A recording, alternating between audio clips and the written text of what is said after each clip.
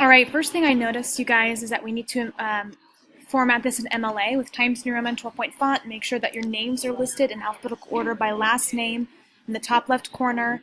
Then my name, class, date, and then page number. Going to insert page numbers, choose the far right, and then put your last names listed in alphabetical order at the top. But let's go ahead and see what you got in your outline so far. The hook is a little odd. First off, make sure we avoid contractions whenever possible. Instead of saying shouldn't, we should say should not. And I feel like the phrase is really awkward and there's not a lot of context. I would wait to introduce the play title until your background and context. But right now it just feels a little bit forced and awkward. So overall, I feel like we need to rethink our hook and background and context. Some phrases are good here, starting here. But this first sentence I would eliminate just because you're going to rephrase your hook as it is. Consider asking a rhetorical question using a dynamic quote, impactful statement. Just avoid saying you, addressing the reader directly within that. But again, the background context bridges your hook to your thesis. And then, of course, the hook is what's drawing that reader in. I notice we're putting quotation marks around Romeo and Juliet. Make sure that we're always italicizing the play, not quotation marks. In the same way we italicize novels or films, we italicize plays.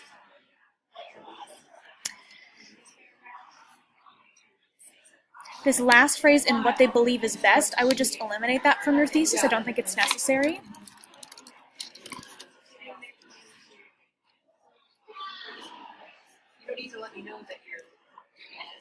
And don't ever refer to Lady Capulet as Mrs. Capulet. Let's call her Lady Capulet.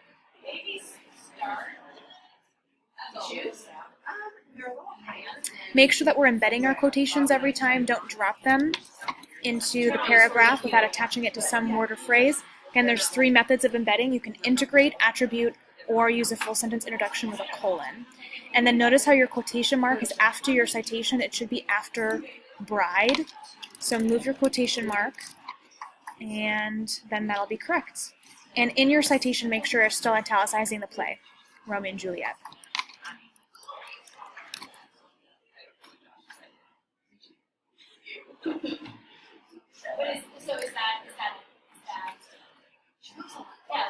Somehow connect this to your literary device. Make it clear, like, what literary device are we referring to here? Or is this dramatic irony? Somehow incorporate that into your analysis.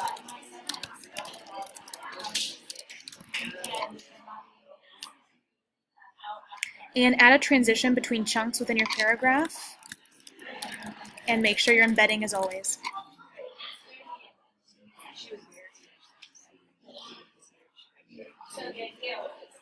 Don't address the reader directly with the word you, so let's eliminate that. You could always replace you with one, if that's easiest. Really nice transition and topic sentence in that second body paragraph. Again, make sure we're embedding our quotes. Don't forget we use forward slashes to show line division within a play. So you're going to want to go back and make sure that each line is divided without a space with that forward slash.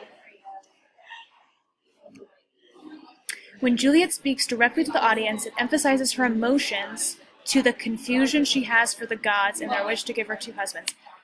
I like the first part until it emphasizes her emotions. After that, the phrasing is very awkward. So let's fix that. Make sure you keep it concise and clear. So rephrase for clarity. I'm not quite sure what you mean by that. Make sure you add a transition statement between chunks and embed your evidence.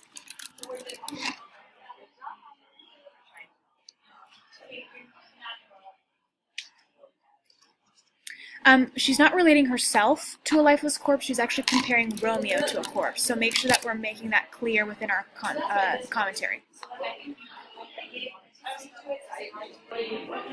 You do not need a comma here, so make sure we eliminate that comma.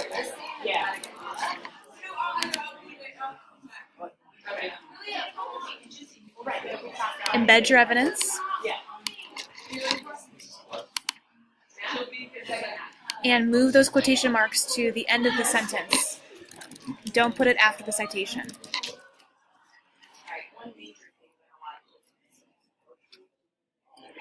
Connect your commentary to your literary device. Right now you do a good job of connecting to your thesis, but we have to make this a literary analysis essay, so make sure you're emphasizing those literary devices. And then just like the previous paragraphs, add a transition statement and embed your evidence.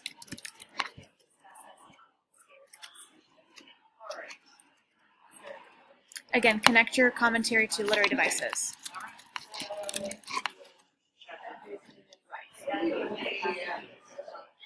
No need for the comma after fate. Eliminate that comma.